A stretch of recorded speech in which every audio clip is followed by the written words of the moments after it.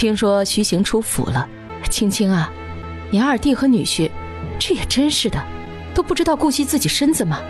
大姐，你说大姐夫是去大理寺了？相公离开的时候是这样说的。这女婿不是说最近大理寺的事情会送到徐府来给他处理的吗？他怎么还要去大理寺？娘，相公说大理寺有事需要他亲自过去一趟，还说处理完大理寺的事情之后他就会回来。唉，闺女，你也得劝着女婿些，让女婿多顾惜顾惜自己的身子，别净顾着差事。今天还是顾燕去莫将军的府上做事的第一天，晚上顾燕刚回来就跑到顾青青跟前急道：大姐，不好了，你猜我在莫将军府上听见了什么？二弟，你听见啥了？你可还记得姐夫那个亲爹楚怀胜？楚怀胜？他怎么了？大姐，我听说那个楚怀胜竟然想去大理寺接任大理寺卿一职。什么？什么？你说那个姓楚的去大理寺当官了？顾青青还愣着，门外却突然传来一个比她还吃惊的声音：娘，你怎么这么快就回来了？你不是回去照看二嫂去了吗？你说那个姓楚的要去大理寺当大理寺卿了？这可是真的？真要是那个姓楚的去当了大理寺卿，老三可就成了他的下属了，那今后老三岂不是什么都得听他的？二弟，你是从哪儿听来的这个消息？消息可靠吗？伯母，大姐，你们别急，此事暂还未定下来。我也只是听说那楚怀生想去大理寺接替那个上一任大理寺卿的位置，但是这件事皇上并没有下旨，那个楚怀生到底能不能去大理寺当官还不知道呢。还好，没定就好，没定就好。二弟，这么说来，就是那楚怀胜想觊觎大理寺卿那个位置。就姓楚的那个没本事的东西，这辈子除了靠女人就一个废物，别说大理寺卿，要是凭真本事，就连他现在的正四品他都不够资格。那万一那个姓楚的当真当上了大理寺卿怎么办？此人卑鄙无耻，手段下作，为达目的从来都是不择手段的。当初那个姓楚的为了能攀上丞相府那个高枝，他不仅是抛妻弃子，甚至还差点害了老三的性命。现在那个姓楚的娶了萧夫人，这萧夫人可是瑞王的妹妹，要是那个姓楚的利用萧夫人，再通过瑞王的关系，说不定还真能去大理寺做事。青青，要是姓楚的当真当上了大理寺卿，我怕老三在他手下，那个姓楚的可是什么都做得出来的。他处心积虑的想去大理寺，肯定不会放过老三的。娘，你先别急，这事儿现在不是还没有定吗？伯母，我大姐说的对，这事到现在还没定，你也不要太过担心了。再说当今的皇上可不是昏君，大理寺又是抓捕审问朝廷要犯的重地，这可不是那个姓楚的想去就能轻易去的地方。二弟，要是真的凭真才实干的话，那姓楚的是坐不上大理寺卿的位置，但是就怕此事姓楚的来卑鄙的。青青，那你现在说这个事情我们该怎么办？顾青青想到宫里的玉美人，还有她记得徐行说过那个玉美人是瑞王去找来献给皇上的。瑞王处心积虑将玉美人献给皇上，肯定是有所图谋。楚怀胜现在另娶了夫人，是瑞王母妃养在名下的妹妹，这两个人从小一同在宫中长大。要是楚怀胜利用萧夫人去找瑞王帮忙，瑞王再利用那位玉美人在皇上身边吹吹耳边风，指不定还真的会让那个姓楚的得逞，也是有可能的。娘，相公今天突然去了大理寺，依我看，相公应该也已经知道那个姓楚的图谋。此事依我看，还是等相公回来再说。你说姐夫今天去了大理寺？相公说他有事必须要去一趟大理寺亲自处理才行。老三媳妇儿，那你可知道老三什么时候能回来？相公说他去一趟大理寺，很快就会回来。对了娘，你今天不是说回去照顾嫂子吗？怎么突然又回来了？娘回去发现你二哥已经请了2个下人回来照顾你嫂子了。你嫂子现在一切都好，你嫂子怀孕，你二哥每天都会给她炖汤补身子。这客栈的事情也不多，你二哥呢都会抽空回去陪你嫂子。现在他们那边一切都好，不用娘担心，这么说，二哥已经请了2个下人去照顾嫂子了。你二哥呢，请了一个生过好几个孩子的妇人去照顾。那妇人生的孩子都长得壮实，她有经验，会照顾好你嫂子的。你嫂子要是有个什么不懂的，她也能提点。另外还有一个烧火煮饭的婶子，娘看着有这么2个人在你嫂子身边伺候，你嫂子现在就不需要我了。老五身上伤还没好，娘就又回来了。顾燕去莫将军府上做事儿，沈氏虽然嘴上同意了让她去，但是心里却还是不大放心顾燕。这不，一听府上的下人说顾燕回来了，沈氏忙就带着下人来到了顾燕住的院子。燕儿，怎么样？你今天才去莫将军府上做事，你身上的伤有没有事啊？娘，放心吧，就我身上那点伤，大姐不是早就和你说了吗？没事儿。可是……哎呦，行了娘，你就不用担心我了，我身上的伤养了这些天也基本上都好了。二哥，大姐夫不是说他听说莫将军会在你回去做事的时候封赏你吗？你今天去了将军府，不知道莫将军封赏了你什么？顾燕还没说话，就见顾青青从外面走进来。大姐。二弟，你看你把三妹和娘着急的，还不快告诉大家今天莫将军都封赏了你什么？莫将军可没有封赏我官职和权力，不过我现在已经被莫将军提携到了他的身边，成为了禁卫。由于那晚上我在定北王府保护皇上的安危有功，莫将军已经向皇上奏请，升了我的官职。阿哥，那这么说来，你还真是升官了。二弟，你说你现在成了莫将军的禁卫？大姐，虽然我以前也是在莫将军的身边做事，但是我都是听从莫将军手下的人安排的。可如今我是直接跟在莫将军的身边，直接听从莫将军本人的安排。顾青青这次过来找顾燕的目的，就是想来问他，今天在莫将军府上到底是听谁说楚怀胜要去大理寺做官的事儿。现在二弟是跟在莫将军身边做事的，那看来他二弟得知楚怀胜想去大理寺做官的事儿，估计多半也是在莫将军的身边听说的。阿哥，那不知道莫将军去奏请皇上要给你升几品官啊？莫将军说他去找皇上替我奏请的官职，虽然是在他的身边做事，但是细算下来的话，在武官里面应该算是正五品。啊？什么？正五品？二哥，那这么说，你岂不是今后就是5品官了？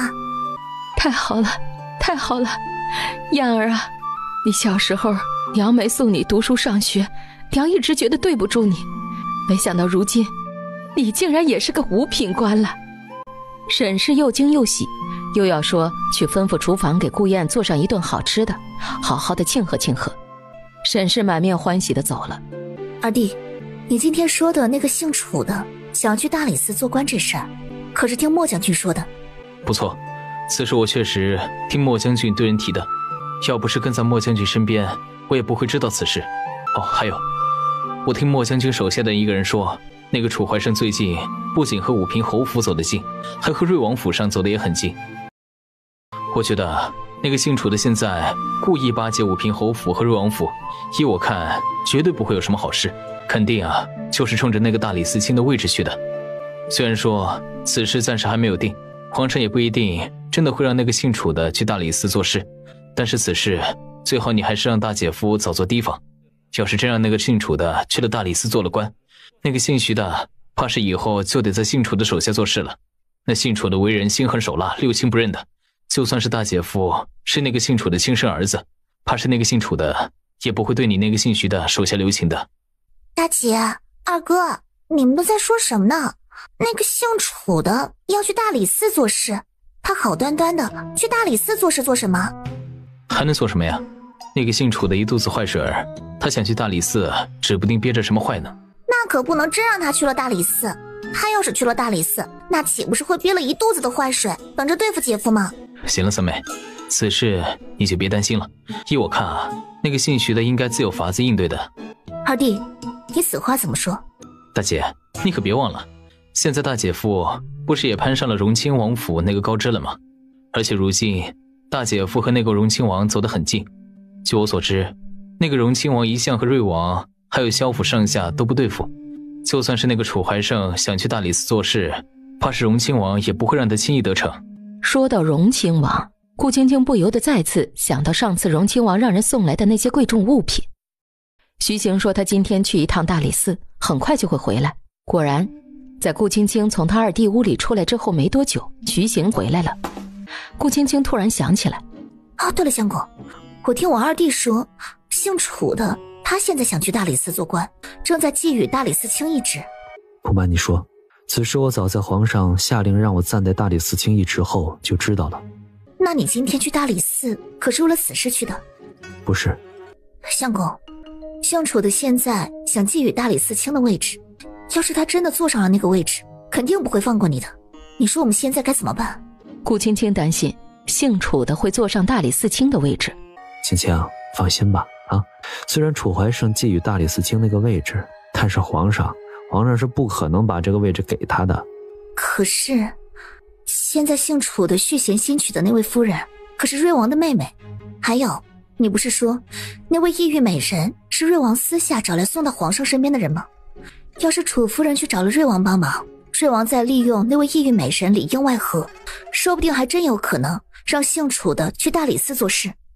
青青，皇上并非昏庸之辈，并不会因为一个玉美人就把大理寺卿如此重要的一个职位给楚怀胜。而且什么？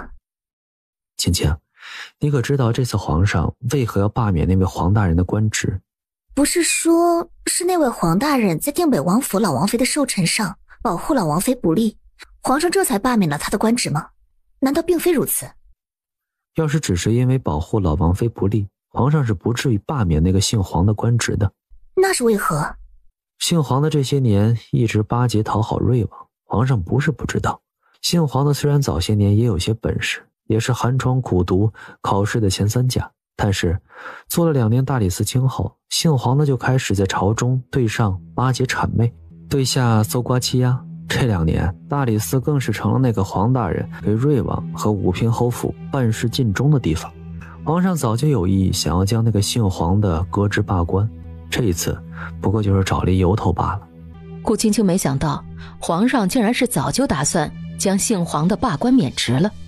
皇上罢了姓黄的官职，要是皇上真的要将姓楚的提携上大理寺卿的位置，就不会再另外安排我暂代此官职。更何况那个姓楚的和武平侯府以及瑞王府走的近之事，皇上并不是不知道。皇上要真让姓楚的做了大理寺卿，那姓楚的就是第2个姓黄的。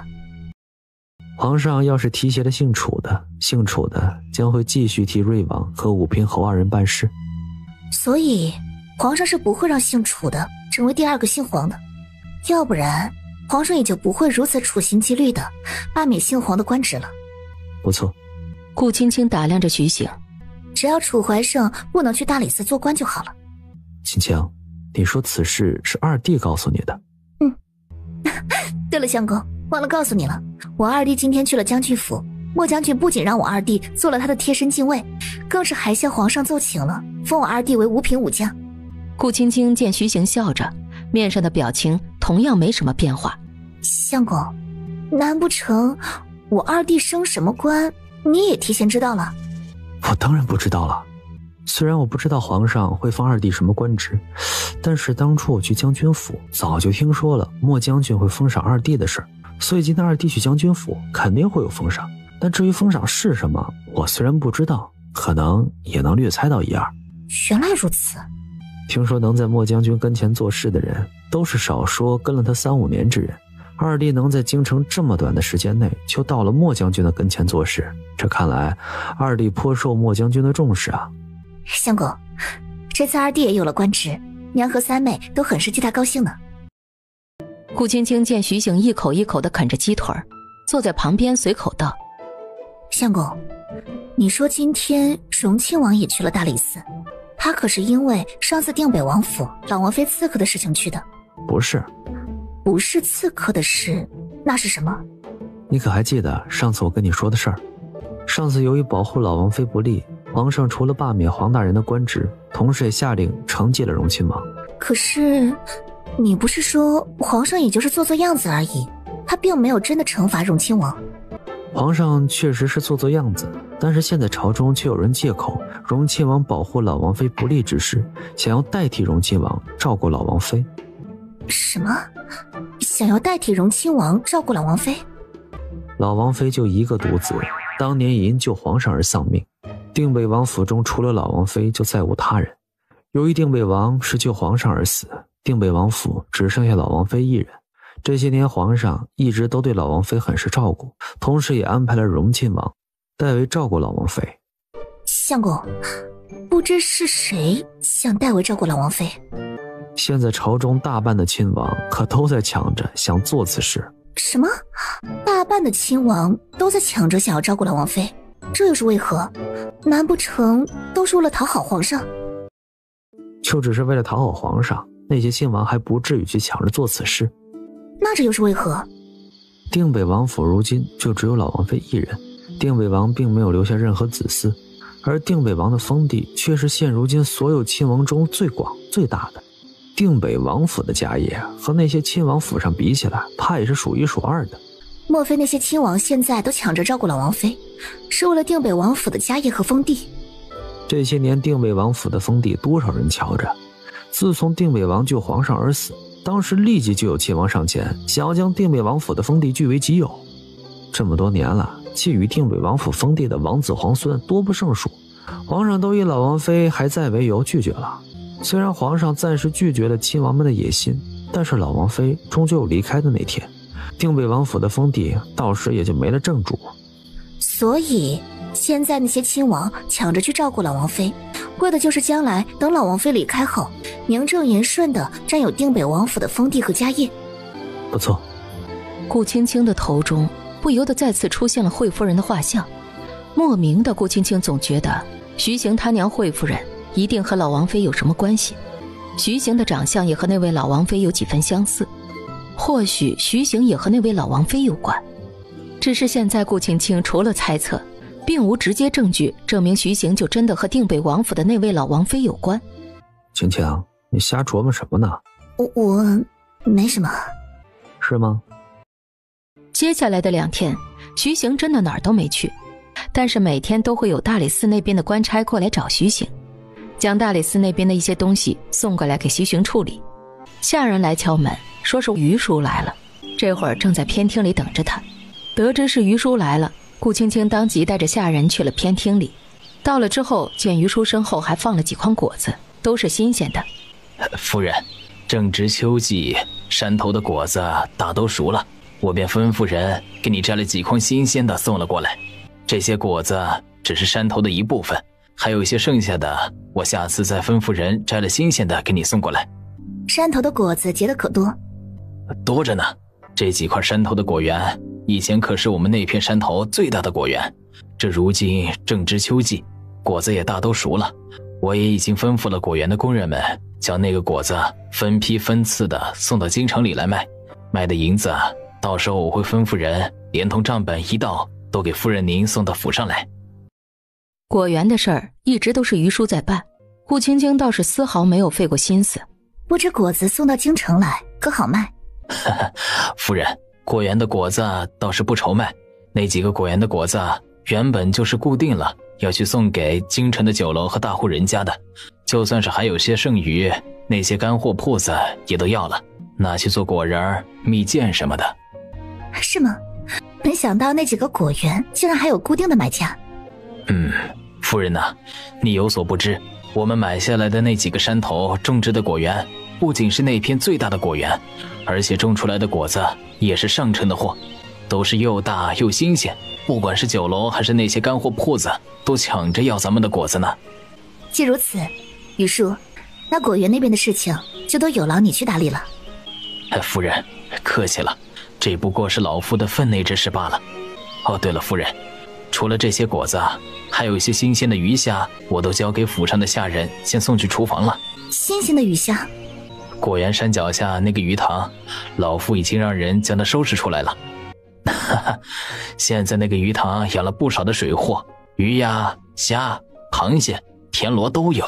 往后府上要吃这些东西，倒是不必再去买了，我会吩咐人去定时送过来的。屋子的门没有关，梁氏也直接从外面走进来。娘，有事吗？青青啊，老三，明天学堂要休沐了，你嫂子怀着身孕，你二哥呢现在又要忙着酒楼的事，他还得照顾你嫂子，肯定忙不过来。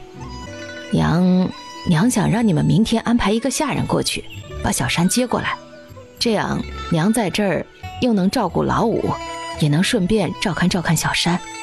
娘，我一会儿就安排下人去告诉二哥，让二哥明天不用安排人去接小山，我明天会安排小顺子去书院将小山给接回徐府的。哄睡了静根和袁景儿，顾青青这才打算起身离开。她刚一走，一个老妇就走过来。顾青青记得徐行说这个老妇是从小伺候他娘长大的人，那徐府以前的事情她是不是也知道？听相公说你是徐府的旧人。回夫人的话，老奴以前确实是在徐府伺候。顾青青打量着跟前的妇人，没有多问，顾青青便带着莫离从屋里走出去。顾青青打算明天找个时间单独将这个秦妈妈找到一旁去问一下话，说不定能从这位秦妈妈口中打听到点什么。回到了她和徐行住的院子，顾青青意外的就看见了里面出来的顾燕。二弟，你可是找相公有事？大姐，我是来找你的。跟着顾燕单独去了前面不远的亭子里，此处无人。二弟，不知你找我是有何事？顾燕没有说话，却把目光看向了顾青青身后的莫离。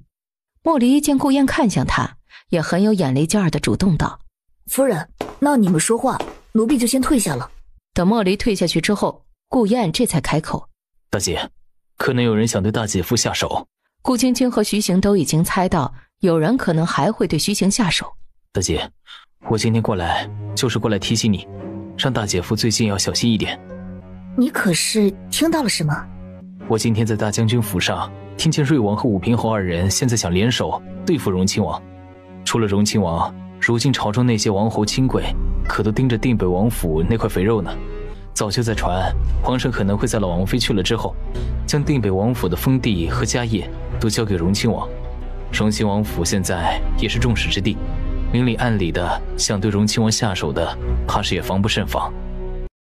那个姓徐的，如今朝中的人都知道，他和荣亲王走得近，这个时候他还在帮荣亲王做事，肯定有人不会放过他。你也最好让那个姓徐的最近小心一点。二弟，我知道了，我会去叮嘱相公小心的。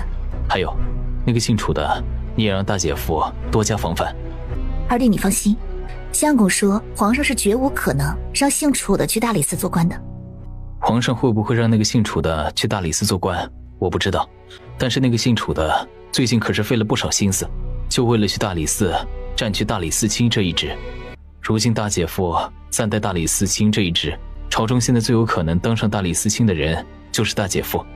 你觉得那个姓楚的会让大姐夫挡在前面做他的绊脚石吗？你是说姓楚的也有可能暗中对相公下手？只要除掉了大姐夫，那对于姓楚的来说，最有力的竞争对手就没了。总之，你让那个姓徐的多加小心防范就是了。就那个姓楚的手上那点伎俩，怕是也不是大姐夫的对手。顾燕宽慰了顾青青一句。顾青青见顾燕欲言又止。二弟，你还有什么想说的吗？大姐，大姐夫他是不是和那位定北王府的老王妃有关系？没想到顾燕会突然这么问，顾青青顿时就一下整个人都愣住了。难道他和那位老王妃当真有关？二弟，你可是在外面听见什么了？为何你会这么问？大姐，我今天在定北王府看见了一幅画像，那幅画像上的女子长得和大姐夫的亲娘惠夫人一模一样。什么？画像上的女子不是别人，而是老王妃年轻时的画像。你说老王妃年轻时的画像和相公他娘惠夫人的画像一模一样？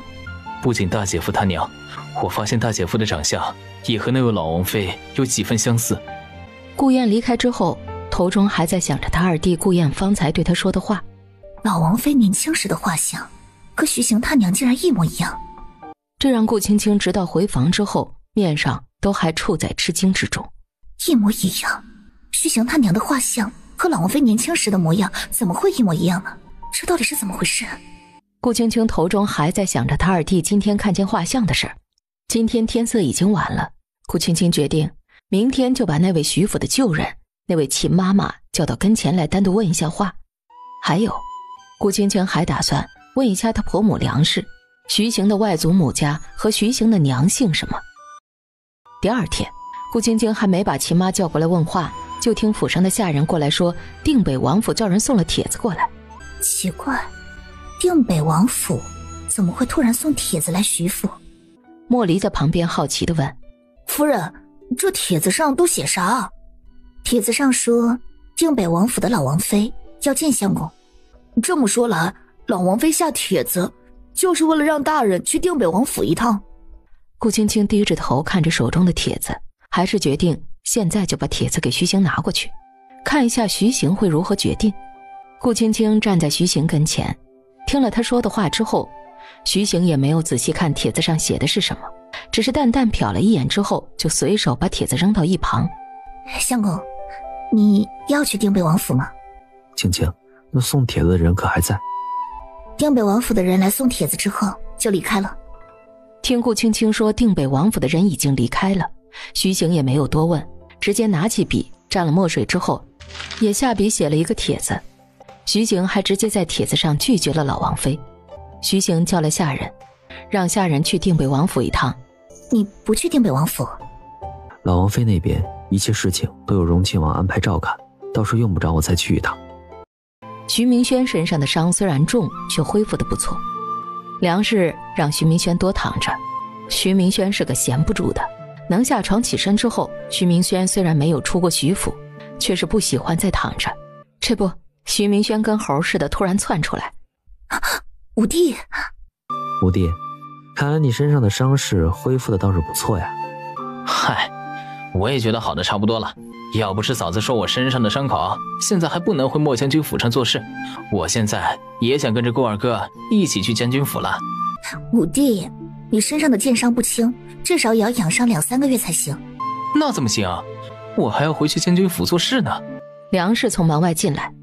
老五，你嫂子的话说得不错，现在你身上的伤都还没好，你还想着去将军府做事情，要是再把身上伤口给弄裂开，那怎么办？姨娘看呀，要是实在不能再回将军府做事情，那你就别再干下去了。不行。怎么就不行了？这么大的京城，你还怕找不到差事做？不行就是不行。娘，我不想换别的差事。你别的事情娘可以听你的，但是这件事情你必须听娘的。徐明轩并不妥协。娘，五弟的事交给我处理。三哥，你也不必劝我，我是不会改变主意的。莫将军府上的差事比镖局的差事更让我觉得不错，我也不打算再换了。老五，你是不是想气死你娘？娘，五弟既然想在将军府做事，那就让他在将军府做事吧。将军府的差事也并不全都是需要打打杀杀的。老三，你这话是啥意思？上次听闻莫将军会封赏二弟和五弟，二弟前不久去为莫将军做事，已经被封了五品武官。等五弟伤好了，回到莫将军身边做事，莫将军肯定同样会有封赏。到时候我会写一封信去莫将军府，让莫将军给五弟安排一个清闲些的差事。老三，真的？这莫将军府上还有这么清闲的差事？三哥，我想去将军府做事，那是因为可以在将军府同众多兄弟一道练武比划。要是你让我做一个闲差，那还有什么意思呀？五弟，莫将军不仅武功高强，天下少有人能敌，更是运筹帷幄，料事如神。他是除了故去的定尾王之外，唯一一位能在边关让敌人闻风丧胆，手下我有赤魂和烈焰军2支战无不胜之兵的人。你在莫将军府上能学的东西可不仅仅只有武术和刀剑之法。三哥，你这话是什么意思啊？等你身上再好些，我会写封信给荣亲王。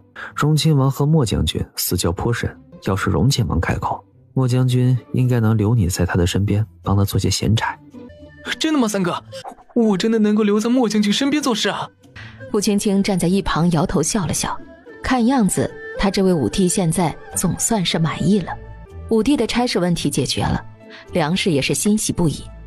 徐明轩和梁氏二人离开之后，相公，你让武帝去莫将军身边做事，其实也是在替武帝以后做长远打算，是不是？武帝和二弟不同，二弟不仅谋略和胆识都高于武帝，还在边关待过几年。武帝性子莽撞浮躁，若是一直在莫将军府上做个小兵，将来也很难有别的提升。让他去跟在莫将军身边做事，一来是让他收束浮躁的性子，二来也是让他去学点东西。要是能得到莫将军的赏识，那将来武帝才有可能得到重用和提携啊。顾青青看着徐行，不得不佩服徐行思虑长远和周全。若是一直在莫将军府上做个小兵，不过就是一介莽夫罢了。可要是跟在莫将军身边做事儿，所见所学都会截然不同。这天解决了徐明轩的事之后，大理寺那边突然来了7、8个人，都是来找徐行的，说是有事儿相商。徐行去的书房，顾青青才转身回头看着莫离吩咐道：去把秦妈叫过来，我在房里等她。这会儿屋里就只有他一个人。很快莫离就带着秦妈妈从外面走进来。坐吧。秦妈看了顾青青一眼，却是没有坐。夫人，不知您找老奴过来是有何事啊？你是徐府的旧人，那徐府以前的事情你也都知道了。夫人，不知您想问老奴何事？我想知道相公他娘，也就是我婆母惠夫人以前的一些旧事。听闻我婆母从小是被秦妈你带大，想来你对我婆母的旧事应该也很是清楚。小姐以前的事儿，老奴确实知道一部分，只是我们这些做奴才的，最大的本分是做好自己分内的事。至于主子的事儿，我们做下人的也不敢妄加揣测。不知道夫人您想知道小姐以前什么事情？秦妈，惠夫人的外祖父家姓什么，住在哪儿，你可知道？顾青青口中的话刚说完，秦妈面上表情明显一变。怎么了？没什么事。为何我提到相公的外祖父家，你的表情会如此惊慌？莫非相公他娘的外祖父家是有什么不能说的？夫人，既然您问了，那老奴告诉您也无妨。其实老奴也并不清楚小姐的外祖父家姓什么叫什么，但是老奴知道小姐的外祖父家原本也是京城的大官，后来由于不知道犯了什么事情，不仅小姐的外祖父被皇上赐死了，就连府上全府上下300多人都被发配流放了。小姐她娘，也就是徐夫人，还差点沦为官妓。什么？你说徐夫人曾经还差点沦为过官妓？要是徐夫人的娘家不出事儿，她也是京城千娇万贵的官家小姐，也不至于什么？徐夫人要是官家小姐，也就不至于后来吃那么多苦了。吃了那么多苦，这话怎么说？徐夫人当初差点沦为官妓，要不是老爷出手相救，徐夫人就成了京中最大乐坊的官妓了。虽然那个地方比青楼好上一点，可也是供男人们消遣取乐的地方，伶人乐工多是会陪客的。更何况徐夫人生得倾城绝色，她要是真去了那种地方，那可就是去了虎狼窝，别说清白了，性命都不一定能保得住了。老爷花了重金，动了不少关系，好不容易才从乐坊里把夫人救出来。虽然老爷把夫人救了出来，但是毕竟夫人是戴罪之身，老爷救了夫人之后，也不敢把夫人再留在京城，而是把她带到了千里之外的一个小地方，把她安置下来。后来呢？后来老爷就娶了夫人，但是2个人成亲之后，老爷却不能常留下来陪着夫人。夫人一个人常独居徐府，老爷1年偶尔回来几次，有时候1年也不见得能回来1次。夫人是官家小姐，虽然得了徐老爷的相救，不至于堕入那肮脏之处，可是却只能同徐老爷两人分隔两地，常年不得相见。为何徐老爷一开始要同徐夫人分隔两地？他们不是已经成亲了吗？为何徐老爷不同徐夫人一起住下来？还有，徐老爷的爹娘呢？难不成是徐老爷的爹娘并不同意此事？夫人，至于老爷为何没有同夫人住在徐府，此事老奴就不知道了。不过老奴隐约从徐夫人的口中得知，好像是徐老爷的爹娘都在京城。老爷娶夫人这事儿，徐老爷的爹娘并不同意。徐老爷他其实是偷瞒着家人娶的徐夫人。这么说来，徐老爷的爹娘都并不知道他在外面娶了徐夫人。虽然老奴不知道徐老爷在京城到底是个什么身份，但老奴看得出来，徐老爷在京城的身份肯定是非富即贵的。尽管我们夫人也极好，可就算是寻常人家都不会同意娶一个罪臣之女进门的，更不要说是老爷那种身份的人了。为何徐老爷每次回来都不是回徐府，而是徐夫人单独带了女儿去和他相见，并且还将此事做得很是隐蔽？难道这其中还有什么隐情不成？吉妈，不知徐老爷当时可在家中另娶了妻室？这老奴就不知道了。那你可知徐夫人姓什么？府上的人都叫她徐夫人，至于她姓什么，这倒是大家都没有听说过。如此说来，你也并不知道徐老爷和徐夫人真正的身份。回夫人的话，不仅是老奴，徐府上下应该都没有人知道老爷和夫人的身份。就连老奴刚刚给夫人你说的这些，都是老奴跟在徐夫人身边多年，直到徐夫人将死的时候，才从夫人口中得知一二的。将死的时候？顾青青没想到秦妈口中说的这些，都是她在徐夫人将死之时告诉她的。徐老爷待徐夫人极好，虽然徐老爷之前1年难得回来一次，可大家也不曾怀疑过夫人不是老爷明媒正娶的娘子。要不是夫人将死的时候亲口说的，老奴也不会知道夫人竟然不是老爷明媒正娶的妻子，更不知道夫人竟然是罪臣之女。这些都是徐夫人亲口告诉你的？这些都是夫人将死的时候在徐老爷怀里说的，老奴当时也在旁边，这才听了一点儿。那你当时还听见了别的什么没有？回夫人的话，老奴知道的已经全都告诉夫人了。顾青青莫名的觉得秦妈没说实话，不过要是秦妈不想说，估计她再也问不出什么别的来。夫人，不知您还有什么要问老奴的吗？罢了，秦妈，你下去忙你的吧。秦妈离开之后，顾青青一直在想着秦妈刚刚说的话。桌上放着一块玉佩，是徐行他娘留给她的玉佩。顾青青把玉佩拿到手里，盯着手中的那块玉佩打量着。虽然今天秦妈并没有把她知道的完全交代完，可顾青青还是知道了一点有用的东西。可徐老爷到底是什么身份？顾青青没想明白，下人就来了。夫人，瑞王府上送了帖子来。瑞王府的人怎么来了？送来的是拜帖，现在人就在前面。偏厅里背对他站着一位衣着华贵的妇人。你就是徐夫人？你是？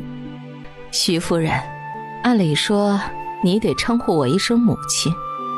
莫非跟前的人就是徐行的那位渣爹楚怀胜新娶的那位萧夫人？徐夫人，看你的模样，想来你应该也猜到本夫人是谁了。你是萧夫人？现在的我可是楚夫人。顾青青没想到的是，这位楚夫人的长相却甚是一般。楚夫人，既然是你登门拜访，不知为何却送了瑞王府的帖子？怕徐夫人你听说是我过来，就故意避而不见。楚夫人，今日你突然登门拜访，不知有何贵干？不管怎么说，徐大人也是楚家的子孙嘛，当娘的来看看你们夫妻两个人，怎么？莫非徐夫人不欢迎我？楚夫人，要是没事，想是你也不会来这一趟。既然来了，那就开门见山，直接说来意吧。要是楚夫人你就只是过来看看我和相公的话，现在人也看见了，楚夫人请回吧。听闻徐大人好本事啊，现在不仅颇受皇上看重，就连大理寺卿的位置也让他暂代着。只是本夫人来了这么久，也没见徐大人出来呀，不知道徐大人呢？楚夫人，你今天想见相公，怕是不巧了。是吗？我可是听说徐大人最近都在府上，未曾出过门的。我相公上次在大理寺遭遇刺客之事，想来你也应该听说了。现在我相公还躺在屋里养伤，相公的伤不轻，现在还只能卧床休息，吃饭喝水都是我和下人在照顾，怕是并不能出来见夫人你。要不楚夫人你还是请回吧，改天等相公身上的伤好了，我们夫妻二人再去拜访你。怎么，你如此这百般的推诿，是故意不想让我去见徐大人吧？徐大人出来，本夫人也不过是跟他说几句话，说完我就走。楚夫人有什么话同我说也是一样的，我会转达给相公。也行，既然徐夫人你能帮忙代为转达给徐大人，那就由徐夫人代为转达了。想来你和徐大人都是聪明人，徐大人现在虽然皇上是让他暂代了大理寺卿一职，这大理寺卿嘛，掌管着整个大理寺和这京城中的大小案件，徐大人未必能胜任。可徐大人的亲爹楚大人那就不一样了，由他来做大理寺卿才是最合适不过的。楚夫人，你今天过来，怕是楚大人让你来的吧？徐夫人，你是聪明人，我来只是提醒你和徐大人，大理寺卿一职并不一定会落在徐大人的头上。不知你说了这么多，到底是什么意思？没别的意思，意思就是让徐大人能识趣一点，不要去争这个不属于他的位置。还有，这儿有一封书信，是我兄长瑞王写给徐大人的。楚夫人将信交给顾青青之后，行了，该说的话本夫人已经说完了。徐大人是聪明人，看了信之后，他应该也明白我和我兄长瑞王的意思。顾青青把信拿给徐行。相公，那姓楚的竟然卑鄙的让楚夫人上门来威胁你。刚刚楚夫人来过了？是啊，来将我们给威胁了一番就走了。怎么不过来叫我呀？想到那个楚夫人绝对没安什么好心，就没让下人去叫你。青青，那个楚夫人阴狠刻薄，下次她要是再来，你就别去见她，交给我去应付。徐行开始看信。相公，这信上写了啥？可是威胁你的。徐行扫了一眼手中的信，随手把它扔在了桌上。顾青青看了眼徐行，也把桌上徐行扔的那封信拿到手里看了一眼。相公，让那个姓楚的来大理寺做官，真的是太妃娘娘的意思。太妃娘娘身居宫中，她还会插手来管此事？依我看，怕是瑞王和太妃娘娘的意思是假，楚夫人想以此来威胁你才是真的。青青，这封信未必不是瑞王和太妃二人的意思。相公，你这话是什么意思？瑞王虽然是个草包，亲手写信这种会落人把柄的事情他是不会做的。那你这话又是什么意思？瑞王和武平侯二人自然是想再找一个听话甘愿替他们办事的人再接替那个位置。据我安排的人查到的消息，楚怀胜确实是瑞王想利用来控制大理寺的下一位人选。那相公，此事你打算怎么办？瑞王和武平侯二人既然想找一个傀儡控制大理寺，要是你拦了他们的路，他们怕是肯定不会放过你的。青青，你且放心，我不会让自己有事的。或许是徐行的声音和眼神太过让人安心了，莫名的顾青青就放心了。徐小山休沐完了，还要回学堂去上课。顾青青还是安排了小顺子送徐小山去学堂，一转身却发现顾燕站在他的身后。二弟，你怎么还在家里？大姐，我想问你要一个东西。你要什么东西？抓了抓后脑勺，顾燕还是没有说话。五弟徐明轩却不知道从哪儿窜出来。嘿，国哥，你要问嫂子要什么东西啊？顾燕却突然说她没事了，然后一溜烟的就跑了。嫂子，顾二哥怎么回事？他今天怎么奇奇怪怪的？顾青青也不知道啊，怕是只能等他二弟回来的时候再说了。五弟，你手上拿的啥呀？哦，对了，嫂子，这些东西啊，都是小山那个孩子的。今天他走的时候忘了带包袱了，我看了下，里面有他换洗的衣服，还有一些写字用的纸和学堂发给他的2本书。我现在就安排人给他送到学堂去。徐明轩刚走，刚刚已经离开的顾燕又出现在顾青青的跟前了。二弟，你不是已经走了吗？哦，对了，二弟，你想问我要一个什么东西？大姐，不知道你的药铺可有那种能够去除疤痕的药膏？你刚刚就是想问我要这个？大姐，回春堂有没有那种药膏？你要是想有，我倒是可以帮你配置一盒。只不过我怎么看这个药膏，你倒像是帮别人要的。这药膏我确实是帮别人要的。哦，是吗？不知二弟你是帮谁要的？就一位朋友。朋友？莫非是一位姑娘？顾言没有回答，却是一溜烟跑了。等到顾青青把药膏调配好，已经是2天之后的事儿了。顾燕今天一回来就找到了顾青青。大姐，药膏做好了吗？顾青青笑着把药膏拿出来。大姐，是不是把这个药膏抹在身上，就会将留下的疤痕给去除？要是伤口不大，留下的疤痕也小的话，也就最多2、3天，疤痕就应该能消除。要是留下的疤痕大，以前的伤口也深的话，那就可能要多抹上几天。谢了，大姐。顾青青还想多问一句，顾燕却拿着药膏就跑了。顾青青站在原地，她并没有注意到身后走过来的顾宁秀。大姐，你在看什么呢？三妹，依我看，可能你就快要有一个嫂子了。什么？嫂子？你是说二哥他？顾青青现在还不确定，这只是她的猜测。大姐，你说那位姑娘到底是谁啊？娘和二哥也真是的，这么大的喜事竟然还瞒着我，要不是大姐你告诉我，我还不知道呢。三妹，此事现在还不确定，只是我猜测的。到底二弟是不是快要给你找一位嫂子，我还不知道呢。猜的？你二哥这几天神神秘秘的问我要了一盒去除疤痕的药膏，多半也是帮哪位姑娘问的。真要是这样的话，大姐，看来说不定我还真的很快就要有一位嫂子了。三妹，这事还是先不要和娘说，还是等真的确定了再让二弟亲自和娘说吧。大姐你放心吧，我不会和娘说的。顾青青见顾宁秀好像有话要问她。三妹，怎么了？还有话要问？大姐，上次那个救我的人当真就找不到了吗？顾青青安排的人一直在查，不过确实到目前为止并没有查到任何有关那天救了她的人的消息。三妹，可能真的找不到了。顾宁秀眼底的神色暗了暗。那天救你的人，我们并不知道他姓什么叫什么，你也没有见过他本人的样子。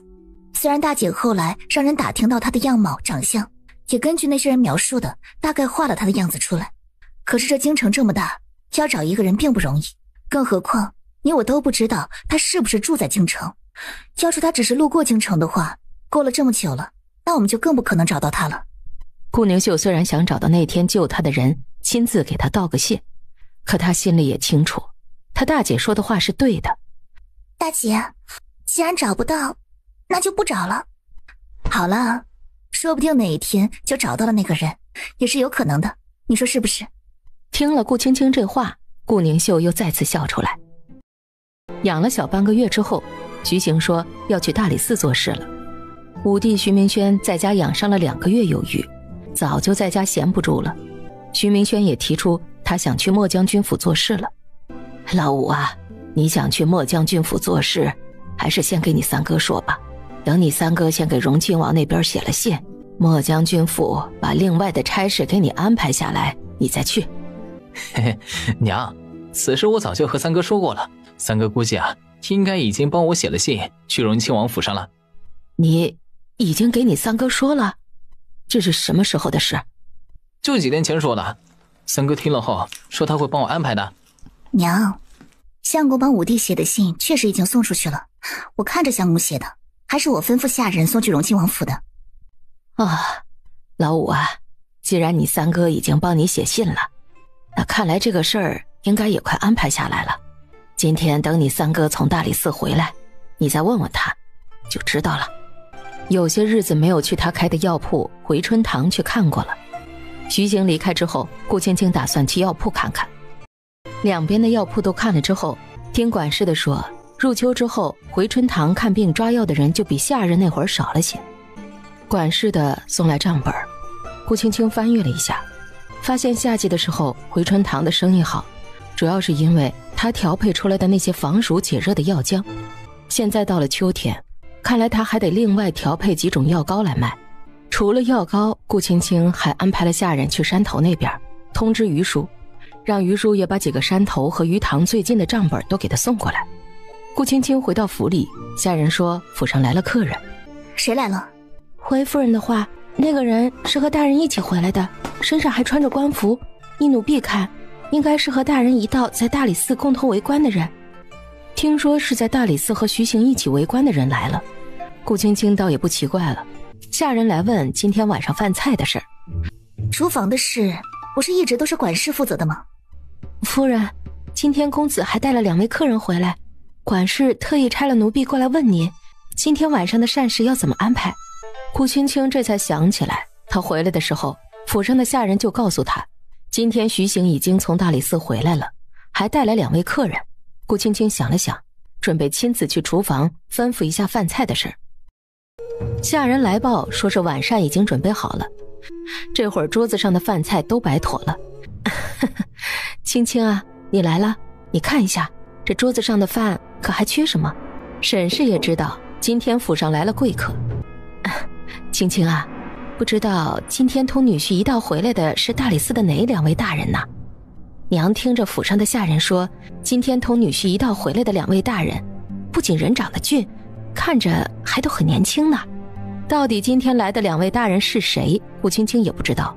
她自从回来就没有去过徐行的书房。娘，我就只听说是2位穿着官服的大人同相公一道回来的，至于别的我就不知道了。你说和女婿回来的那2位大人，会不会都还没成亲呢？娘可听府上的下人说了，那2位大人看起来年轻得很。娘，你说什么呢？青青啊，真要是那2位大人都没成亲的话，不如让女婿去问问，要是能把你三妹嫁给他们2个人其中的一个，那就再好不过了。娘，你别说了。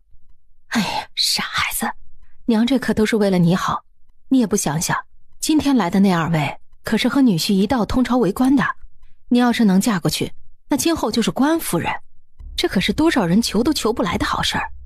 如今就有2个现成的在咱们府上，这可是难得的好机会，让你大姐夫去说道说道，又怎么了？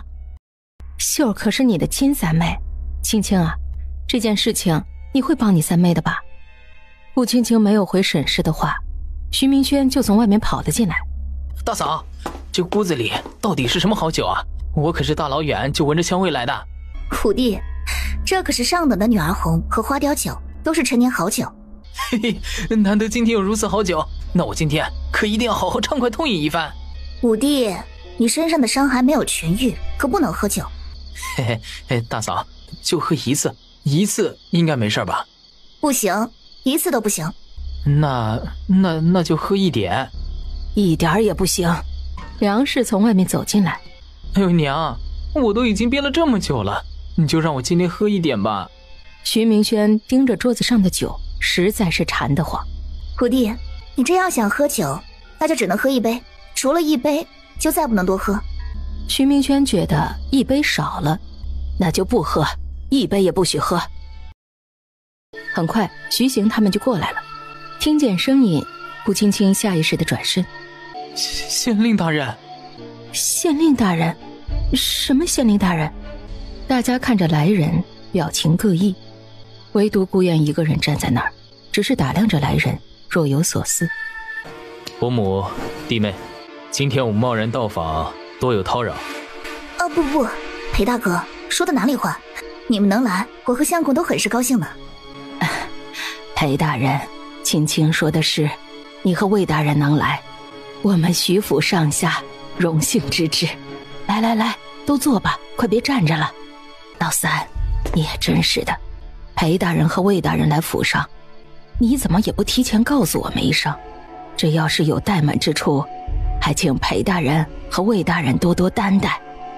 大家一起坐下。裴远修不是在千里之外的地方做官吗？他怎么会突然来京城了？还有，位于魏大人，他自从上次突然被皇上远调离京，顾青青就再也没有看见过他。现在他突然回来，难道是被皇上又给调回来了？桌子上大家相聊甚欢。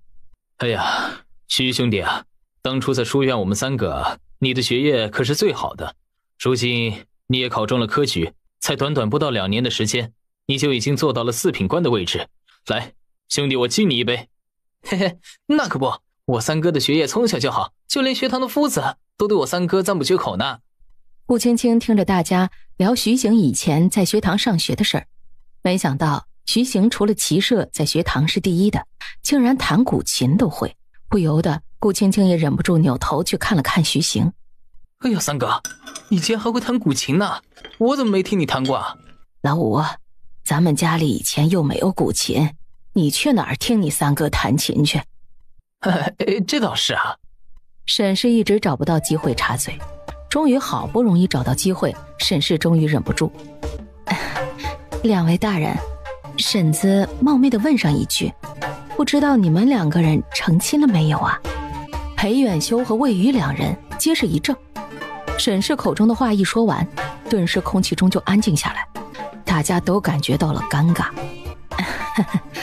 2位大人，要是你们没成亲的话，我家秀刚好到了成亲的年纪，不如你们看看我家秀怎么样？2位大人，你们看啊，我家秀长得那可是如花似玉的啊！对了，他还会做绣活，他做的绣活呀，可是这京城里的绣坊都抢着要呢。娘，行了，别说了，你就别说了。秀这孩子呢，最是贤惠不过的。魏大人、裴大人，要是你们2个人谁还没有婚配的话，就看看我们家秀，这成亲之后，他一定会好好的相夫教子，打理家务，将2位大人府上都打理得妥妥帖帖的，让2位大人以后都不必担忧府中的事。魏瑜和裴远修2个人面面相觑，都没说话。沈氏还要再说，顾宁秀噌的一下站起身就往外跑。顾燕也突然沉着脸起身站起来。娘，秀儿年纪还小，她的心事倒是不必着急。可是，沈氏要再说什么，顾燕却沉声打断他。娘，今天是大姐夫和旧友重聚喝酒，别的事还是先别说了。或许是看见自己儿子已经生气了，沈氏这下没有再开口说什么。顾燕则是追着顾宁秀跑了出去，顾青青也在顾宁秀跑出去之后跟过去。顾宁秀一口气跑回了自己的屋子里，坐在桌子旁边，什么话都不说。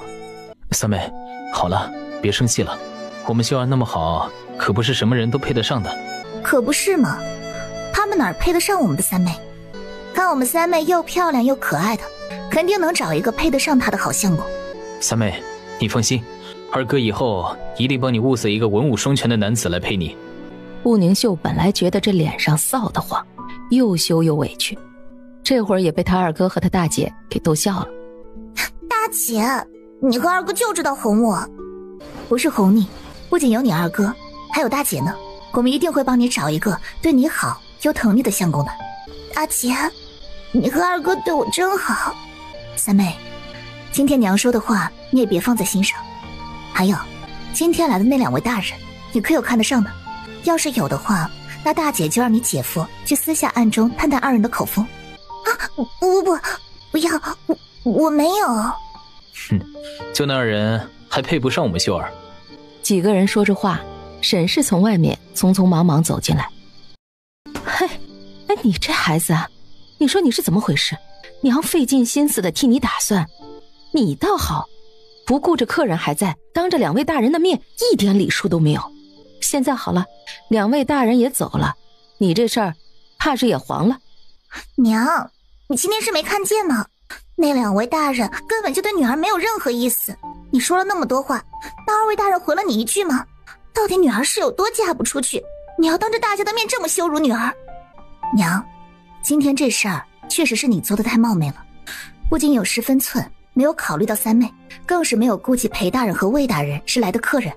就算是你想为三妹打算，此事也该是从长计议，私下托人询问，而不是贸然就当着那么多人的面唐突的问了出来。这娘还不是为了你三妹以后考虑吗？要不是想让你三妹以后过得好点，娘又何必拉下这张老脸去问这事儿？娘，女儿知道你是为了女儿好，可你今天当着那么多人的面突然问此事，不仅会让女儿难堪，也会让姐夫的那2位好友难做。娘，你对女儿好，女儿知道，只是以后你别再这样做了。嗨，罢了，以后啊，我也懒得再管你。徐明轩想早一点去莫将军府上做事儿。晚上吃完饭，徐行送了那2位大人离开之后，徐明轩迫不及待就跑去问了他：三哥，怎么样啊？我还有多久可以去莫将军府上做事啊？你看这个。三哥，这是什么？这个是荣亲王今天叫人给我送过来的信。荣亲王在信上说，莫将军那边已经安排妥当了，你明天直接去将军府即可。一听明天就可以去莫将军府上做事了，徐明轩自是喜不自胜。三哥，不知道莫将军到底给我安排了一个什么差事啊？我也不知。啊，三哥，不会吧？你竟然也不知道？荣亲王并没有在信上说给你安排什么差事，但是你放心，你这次去莫将军府上给你安排的差事，定是在莫将军身边做事。具体是什么差事，等你明天到了莫将军府上后，自然会有人告诉你。嘿嘿，三哥，谢了。顾青青从顾宁秀的院里离开，听完了莫离的话，这么说来，我和三妹离开没多久，2位大人也离开了。本来魏大人和裴大人没打算那么着急离开的，沈老夫人却在你们离开后，又一再的问了魏大人和裴大人2人可有婚配之事。没想到他娘沈氏竟然在他们离开之后，还又反复问了魏大人和裴大人此事。顾青青回到房间，徐星已经沐浴换了一身衣服。青青，你回来了。相公，今天的事是我娘冒昧了，裴大哥和魏大哥今天好好来同你喝酒，却弄成了这样。无妨，裴大哥和魏大哥都是我多年的故友，这点小事还不至于让他们放在心上。相公，既然现在裴大哥和魏大哥2人都在京城，这样吧，不如改天你再另外单独请他们吃一次饭，就当对今晚的事情赔罪了。此事不急，今后有的是时间。相公，对了，裴大人和魏大人怎么会突然一起都回京城了？裴兄和魏兄2人这次回京应该都不会走了。都不走了？难道他们也都来京城做官了？魏兄确实是又被皇上调回京城做官，不过裴兄却不是在京城。那你刚刚怎么说裴大哥和魏大哥2人今后都不会离开京城了？裴大哥虽然不是在京城做官，但是裴大哥却在京城的偏幽之处买了一个不大的小宅子，他现在就在京城旁边的临江城做官。如今裴大哥也是从6品官升迁到了5品，也是临江城的知州大人了。那魏大哥呢？他被皇上调回京城，现在又是什么官？这我就不知道了。是魏大哥没有同你说吗？魏兄的官职皇上还没有同他说，只是说了将他调回京城。至于魏兄会被皇上安排什么官职，这还要等魏兄去皇宫亲自见到皇上，才会知道皇上给他安排的官职。原来是这样。现在徐行和徐明轩2个人都各自去忙自己的事儿了。听婆母梁氏说，二哥在城郊开的那个小酒楼，现在可是那个地方生意最好的酒楼了。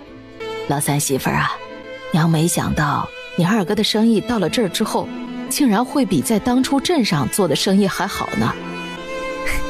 娘，二哥做菜的手艺和本事可少有人能及，二哥做的菜好吃，客人们喜欢，自然不管到哪儿生意都不会差的。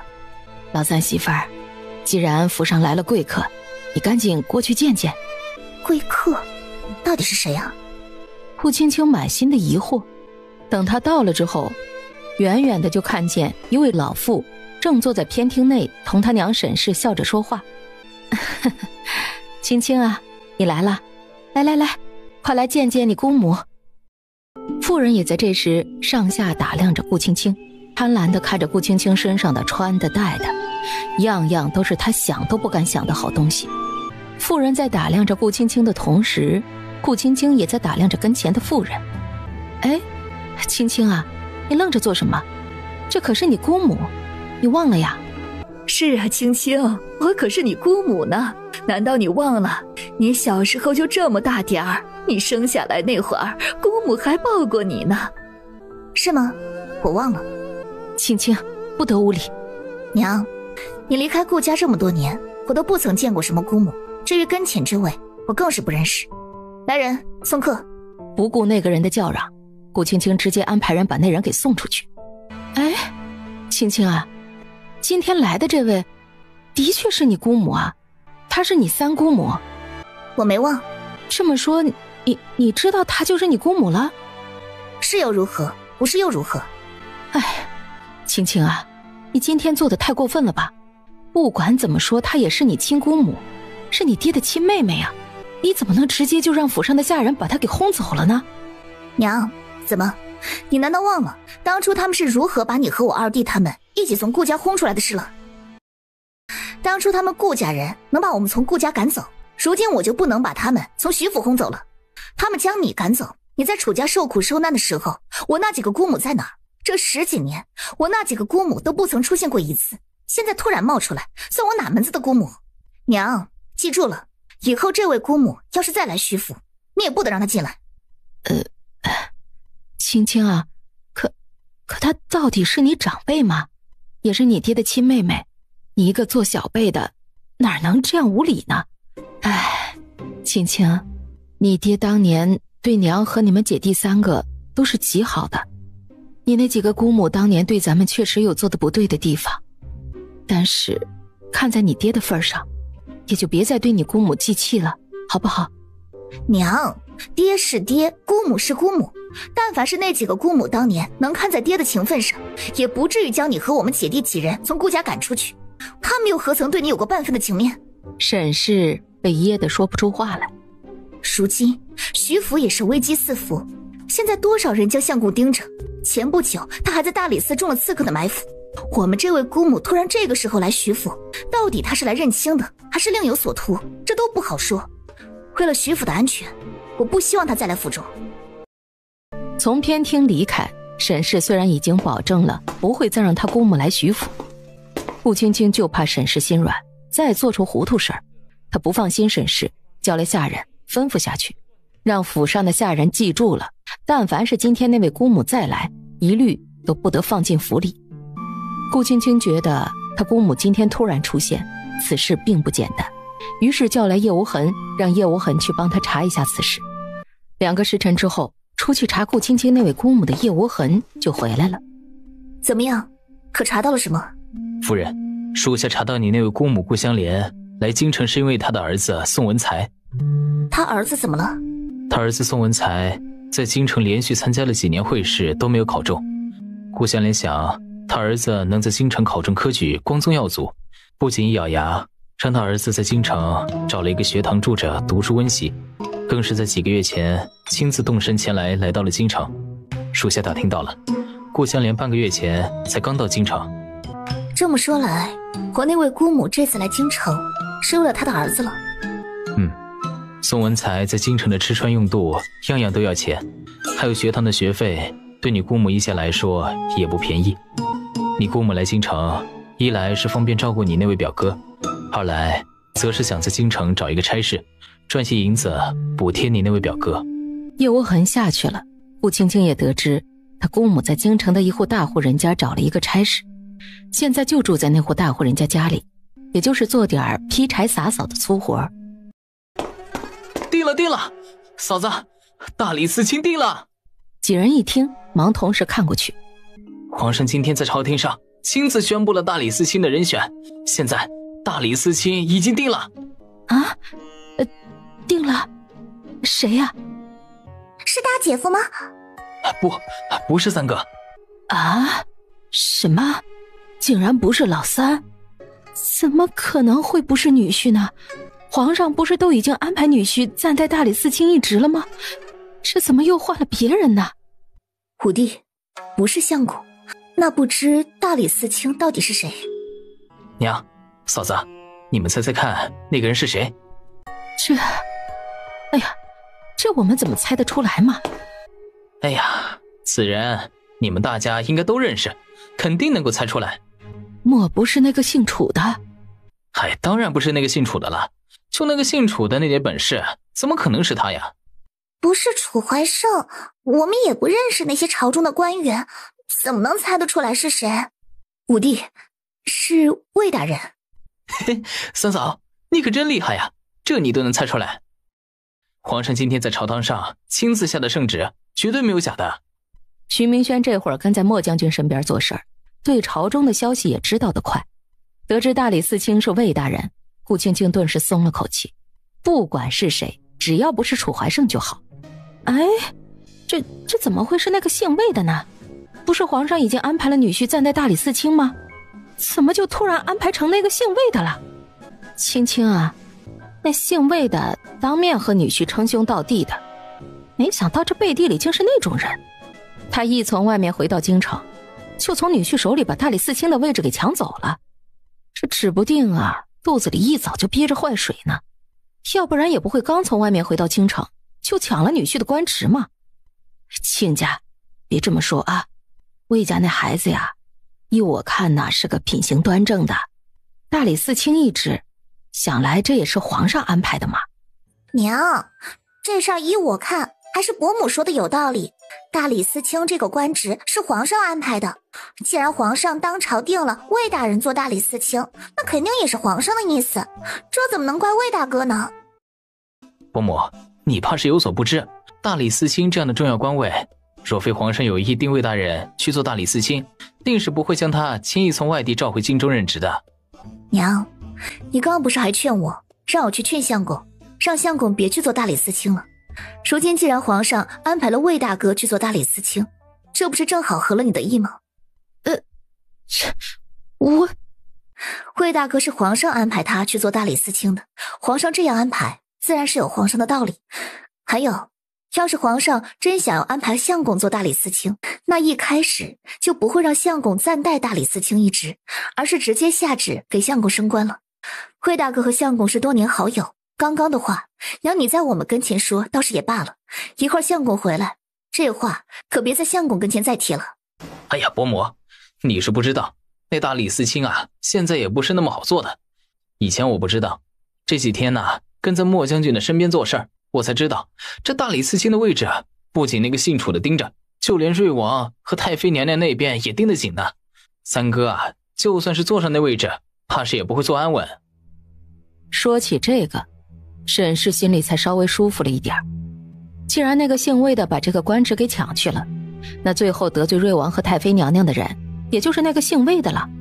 现在得罪人的事儿，就和他们徐府无关了。晚上徐行回来，顾青青坐在桌前同他说话。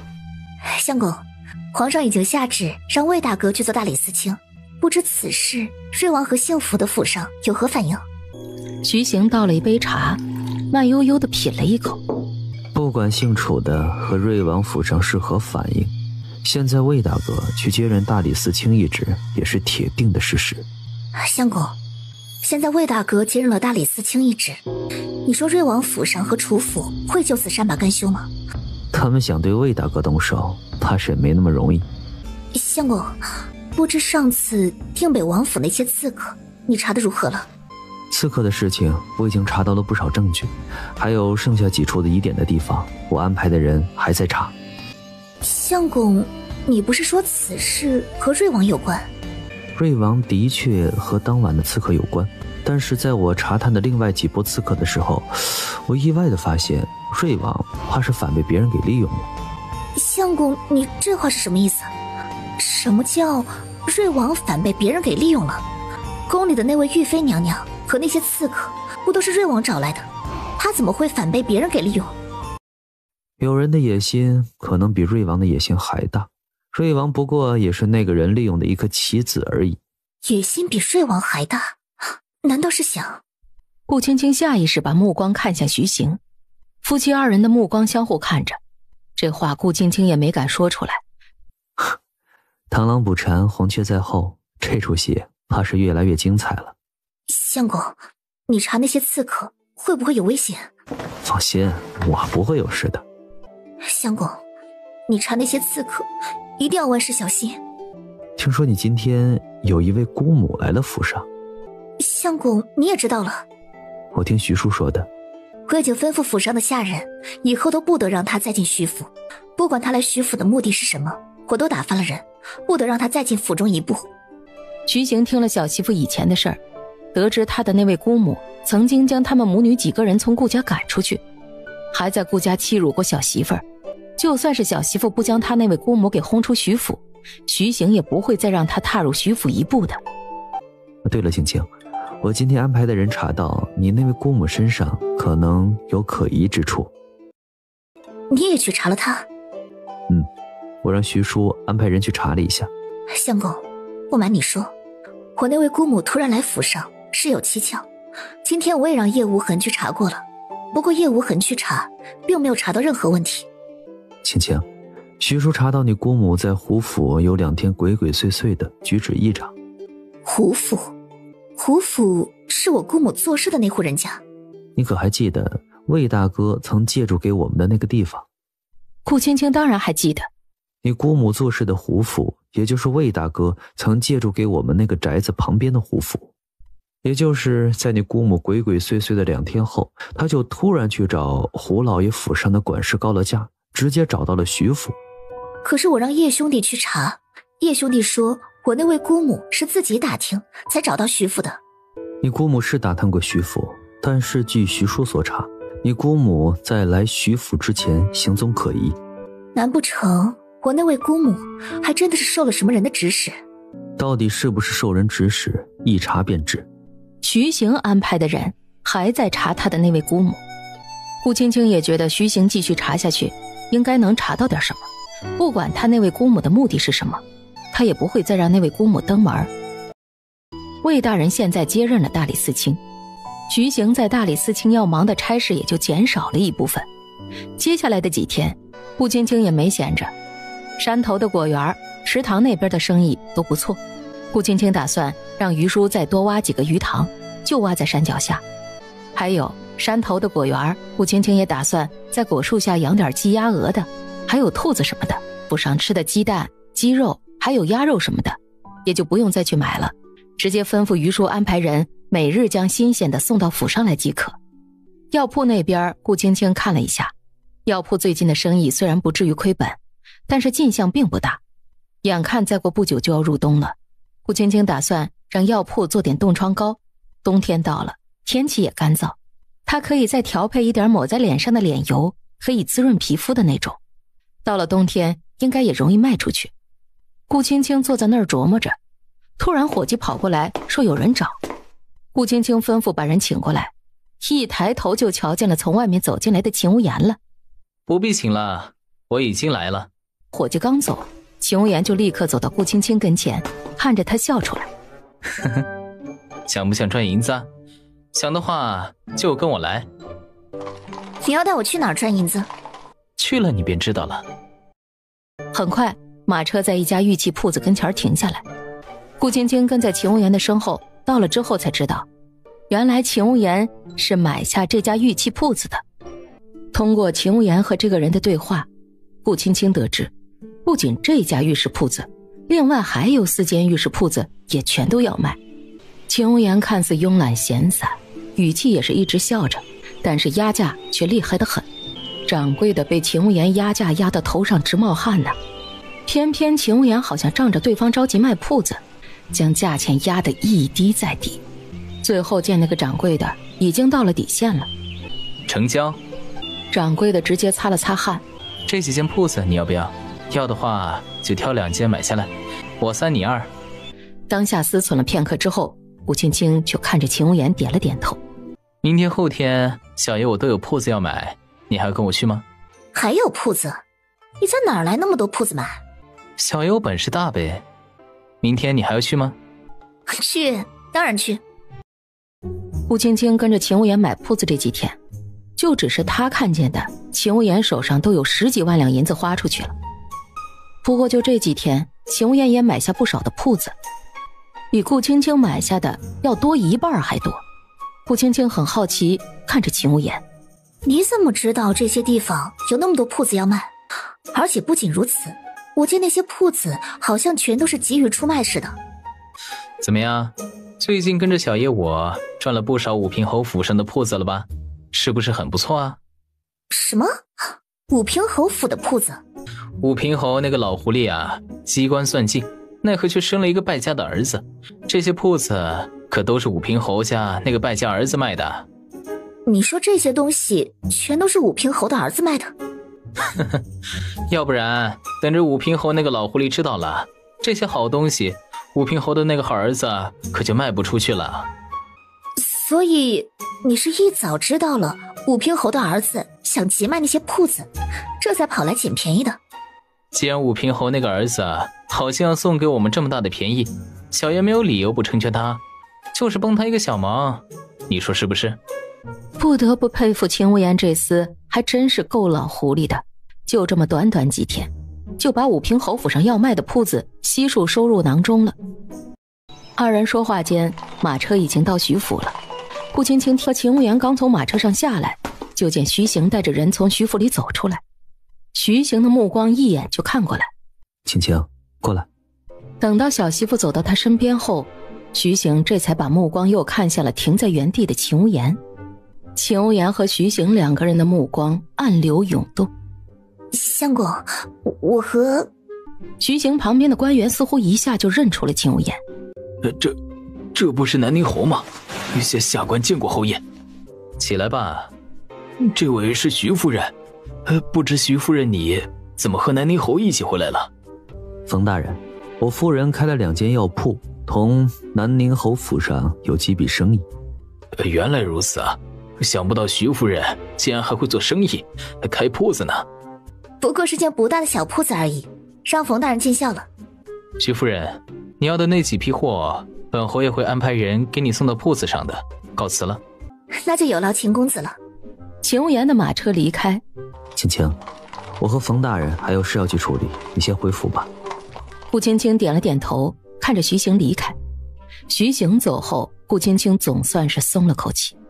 刚刚被徐行和秦无言2个人看着，顾青青只觉得头皮一阵发麻。今天他和秦无言一同回来的事儿，怕是徐行还是会问他。他和秦无言坦坦荡荡的，徐行要是问他，他就如实回答就是了。这几天他跟着秦无言一共买了10间铺子，2间玉石铺子，3间酒坊，2间绸缎庄和3间胭脂铺子。这10间铺子都是他跟着秦无言以最低的价钱买下来的。晚上徐行回来，顾青青以为徐行会问他白天的事儿，没想到徐行回来之后就好像忘了似的，什么都没问。相公，白天的事你不打算问我吗？顾青青试探着问，小心翼翼地打量着徐行的神色。问什么？你不好奇我为何会和秦无言一道回来吗？小傻子，上次你不是说你和秦无言有生意上的往来？你说过你见他无非就是生意上的事。你不生气吗？你想我生气啊？相公，我今天见秦无言的确是生意上的事，不仅今天，最近这几天我都去见过他。不过在今天我和他一起去谈的生意也谈完了。青青，这几天你都去见了那个姓秦的？相公，你不是说你不生气的吗？回答他的却是徐行带着惩罚的吻。那些买下的铺子买下来之后，顾青青就去过1次，今天顾青青又去了第2次。她发现这家玉器铺子的生意倒还真挺不错的。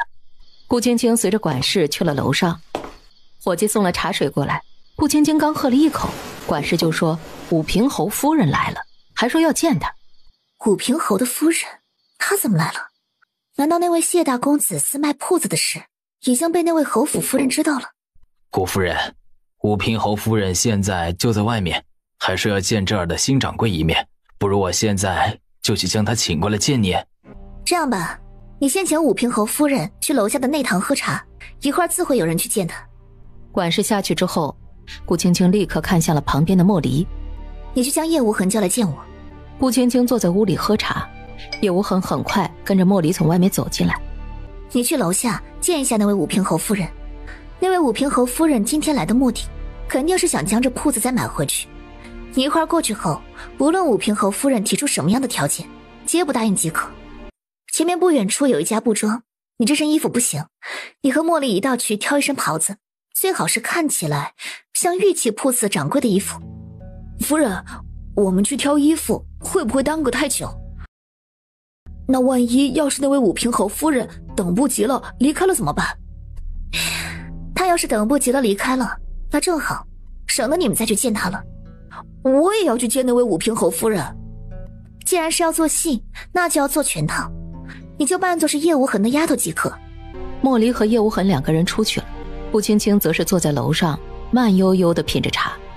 大概喝了一盏茶之后，莫离和叶无痕回来了。怎么样，那位武平侯夫人可打发走了？夫人，你猜的果然不错，那位武平侯夫人确实是想来将你和秦公子二人一起买下的铺子全部都买回去。这么说来，那武平侯夫人已经去找过秦无言了。听到武平侯夫人的语气，她应该还没有见到秦侯爷。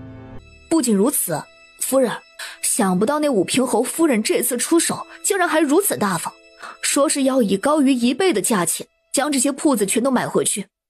你说那武平侯夫人想以2倍的价钱买回铺子？那武平侯夫人确实是这样说的。夫人，那武平侯夫人狡诈多端，我看她想要回铺子是真，想付2倍银子是假。夫人，虽然刚刚叶大哥将那武平侯夫人给打发走了，但是那个武平侯夫人离开的时候，面色黑的不是一般的难看。他还说这些都是他们武平侯府上的铺子，他迟早会全都拿回去。你说他会不会动用侯府的权力，以权压人，逼迫你和秦公子将铺子还给侯府？莫离，不管他侯府要怎么以权压人，这些铺子可是我白纸黑字买的，就算是武平侯亲自来，那也没辙。更何况，夫人，更何况什么？更何况这件事对那武平侯府可不是什么光彩的事，要是闹大了，失面子的可是武平侯府。说得不错，此事武平侯府确实不敢将它闹大，侯府的家业被败，这对侯府和宫里那位谢宸妃都不是什么光彩的事。几个人正说着话，谁？顾青青的眼睛还没看清楚是怎么回事，叶无痕已经把屋外的人抓到了顾青青跟前。严管事，是你？顾夫人，他这是何意啊？老夫只是上来问问夫人，你可曾有需要吩咐的？没想到竟刚上来就被人给抓了。严管事，刚才的事是个误会，我这儿并没有需要吩咐严管事你做的，你下去忙吧。一行人从玉器铺子离开，坐在马车上，顾青青想着严管事不正常的地方，看来那间玉器铺子的管事还得另外换一个人才行。他的铺子中真要留下武平侯府的人，迟早都是祸患。他必须得把铺子上武平侯府的人都给通通换了才行。要换人就得找人，他提前将管事找好了，才能把武平侯府的内应给换下来。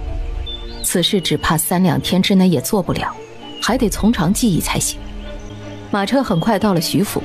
你去帮我查一下我前几天买下的那10间铺子的管事，每个管事都给我查得详尽一点，查清楚了后就来告诉我。顾青青越来越忙，终于在这天晚上。青青，我听府上的管事说你最近都很忙啊。是有点忙。可是在忙药铺的事？不是药铺。顾青青也没隐瞒，如实就把他买下的铺子的事给徐行说了。相公，现在我必须将铺子中的管事全都换成我自己的人才行。你说你跟那个姓秦的一起去买了武平侯府上的几10间铺子？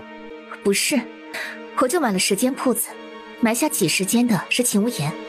徐行看着跟前的小媳妇儿，他一直以为小媳妇儿最近是在忙他药铺的事儿，没想到这个小女人竟然在这短短10来天的时间就买下了武平侯府那么多的铺子。那些铺子都是在武平侯府上买下来的，现在铺子中还有不少管事，都是武平侯府上的人。武平侯府的人在铺子里当管事，我不放心，我必须要尽快将管事全都换成我们自己的人才行。青青，你听我说啊，管事的事情我会安排徐叔去帮你做，有徐叔在，管事的事你就不用担心了。徐叔？徐叔掌管我外祖父手上的生意多年，将此事交给徐叔去做，他定能帮你办得妥妥帖帖的。顾青青这时候才想起来，徐叔不仅做事老成圆滑，还是徐行外祖父府上多年的老管事，要是把这事交给他去做，应该能事半功倍呀。相公，我听你说，你外祖父当年还留下了不少生意给徐叔代为打理，就连现在我们住的这个大宅子，也是用你外祖父留下的那些生意赚的银子买的。徐行低低地嗯了一声。那不知当年你外祖父留下的都有些什么生意啊？你想知道？你要是想知道，改天我就让徐叔过来，将徐府那些生意和铺子都跟你说一下。现在顾青青连自己手上的生意和铺子都忙不过来，至于徐叔手上的铺子，顾青青也不过是随口问问。哦，不用了不用了。青青，徐家那些铺子都是你的，什么时候想知道了就去问徐叔，徐叔啊都会跟你说的。你外祖父留下的铺子和生意，这些年都是徐叔在打理，既然徐叔都管得很好，我也不必再去过多询问。这次徐行没有再说什么，小媳妇儿就忙回春堂的生意，徐行都怕她累着。既然小媳妇儿不想看那些生意也好，找管事的事儿很快徐叔就帮顾青青办得妥妥帖帖的。不仅如此，铺子上的伙计于叔也把有问题的全都帮顾青青给换掉了。顾青青没想到于叔竟然考虑得如此的周到。就在徐叔将武平侯府上的人全都换掉之后的第二天，沈氏急急忙忙跑到顾青青跟前：“青青啊，出事了，出事了！娘，出什么事了？大理寺卿出事了。”大理寺卿出什么事了？现在外面的大街上都在传那位新上任的大理寺卿遇刺了，听说刺客还不少，那姓魏的当场就被刺客伤得不轻，听说流了不少的血呢。还好还好，去做大理寺卿的不是女婿。魏大哥可是相公的多年好友。娘，那你可知魏大哥的伤势现在怎么样了？那姓魏的怕是伤得不轻吧，流了那么多血，命能不能捡回来都不好说呢。梁氏也急急忙忙从外面跑进来：“青青，现在大街上和铺子里的下人都在说新任的大理寺卿遇刺的事儿。老三不是也在大理寺吗？大理寺卿都遇刺了，老三怎么样啊？”娘，别急，我现在就安排人去大理寺那边去打听打听。叫来莫离，顾青青立刻吩咐道：“你现在快去大理寺一趟，打听到相公和魏大人的消息，就立刻回来告诉我。”青青啊，亲家母，你们就都别担心了吧。那些刺客是去行刺大理寺卿的，女婿现在又不是大理寺卿，不会有事的，你们都别担心了啊。很快莫离就回来了。怎么样，相公和魏大人都没事吧？莫离摇摇头：“青青，你看嘛，娘早就告诉你了，女婿肯定会没事的，你不信？现在总该信了吧？哎呦，没事就好，没事就好啊。”大姐，现在你放心了吧？莫离见大家误会了，忙道：“不是的，夫人，我的意思是，我去大理寺什么都没有打听到。”啥？什么都没打听到？这到底是怎么回事？怎么会什么都没有查到？夫人，奴婢今天到大理寺去，原本奴婢是打算翻墙进去打听情况的，但是奴婢到了后才发现，大理寺外不知道谁安排了不少的高手，奴婢感觉到那些人的功力怕是都在我之上，要是我进去的话，肯定会被发现。所以你就回来了？进不去，我又在外面找了人打听，但是今天大理寺那些官差的口都尤其的严，奴婢什么都没有打听到。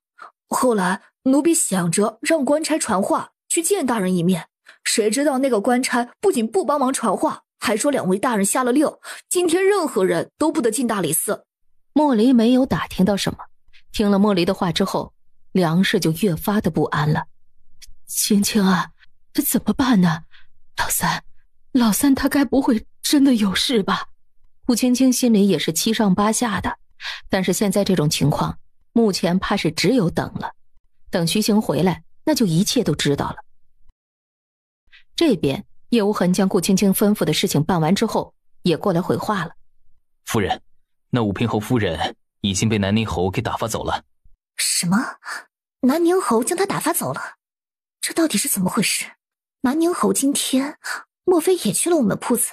那武平侯夫人今天见属下过去，她不知道在哪儿得知属下不是铺子的真正掌柜，不仅叫嚣着让属下将掌柜的叫去见他，还带了不少侯府的人过去，打算强占铺子呢。后来呢？南宁侯是什么时候去的？南宁侯就在那武平侯夫人想带着人强占我们铺子的时候突然出现的。叶无痕把当时的事告诉给了顾青青。南宁侯告诉武平侯夫人，他可是好心帮了他儿子的忙，才勉为其难的买下侯府那些破烂，还让武平侯夫人不用谢他了，他就当大发善心帮忙了，气得武平侯夫人当时扭身就走了。秦无言那厮嘴可真够损的。一想到武平侯夫人被气得不轻的模样，顾青青觉得解气。经过这次的事，那武平侯夫人应该不会再去他们的铺子上找事儿了。还别说呀，今儿这事儿他得好好谢谢秦无言才行。原本顾青青还在想法子如何才能彻底把武平侯夫人的事情给解决掉，今天秦无言出手了，武平侯夫人一事也算是彻底解决了。自从知道新上任的大理寺卿魏大人在今天突然遇刺一事，梁氏就一直担心徐行。在天色快黑的时候，徐行总算是从大理寺回来了。相公，今天京城的人都在传新上任的大理寺卿遇刺了，怎么样？你可有受伤？青青，别担心，我没事。梁氏匆匆忙忙跑过来。老三，你怎么样？你没事吧？娘，别担心了，相公他没事儿。梁氏听说徐行没事儿，跟着松了口气。相公，那魏大哥呢？魏大哥的伤怎么样了？我听娘说，魏大哥好像伤得不轻，还流了不少血。老三啊，是啊，不知道那魏家哥现在怎么样了？他伤得重不重？娘，外面冷，我们还是先进屋再说吧。你看呢，娘只顾着问你了，倒是糊涂了。这外面又黑又冷，有什么话咱们回屋再说。几个人一同在偏厅坐下，听完了徐行说的。相公，这么说来，魏大哥他也没有受伤。哎，怎么可能？娘在外面可是亲耳听那些人说，这新上任的大理寺卿伤得不轻呢，身上流了不少的血，他怎么会没受伤？亲家，老三说受伤的人不是魏大人，而是去行刺他的刺客。可那地上的血呢？京城里的人可不少人都看见刺客行刺过那位魏大人，地上的血那是没有假，不过老三说那地上的血是刺客的。那外面那些传言是怎么回事？很明显外面的传言有误。相公，既然魏大哥没有受伤，那刺客呢？不知刺客可被抓到了？青青，虽然那个刺客被魏兄的人给抓到了，但是那个刺客却是个哑巴，他在他行刺之前就被人割了舌头。那个刺客竟然被人割了舌头？刚刚在偏厅的时候，当着那么多人的面，顾青青也没有问得太仔细。这会儿回到屋里，相公，你说这次去行刺魏大哥的人到底是些什么人？那群刺客和上次行刺你的刺客是同一批人吗？今天我已经和魏兄审了那个刺客一天了，结果如何？虽然我和魏兄二人都没有能够从那个男人的口中审出来什么，但是也并非全无所获。那刺客尽管口中不能说话，但是我能确定他和上次行刺我的人并不是同一拨人。这么说来，这次去行刺魏大哥的刺客和上次行刺你的那些人就是无关了？未必就无关。相公，你这话是什么意思？难不成是……徐行一眼就明白了小媳妇的意思。秦青，这次的事情就算不是他，也绝对和他脱不了关系。相公，要不是魏大哥坐上了大理寺卿的位置，那今天那些刺客怕不是就冲着你来了。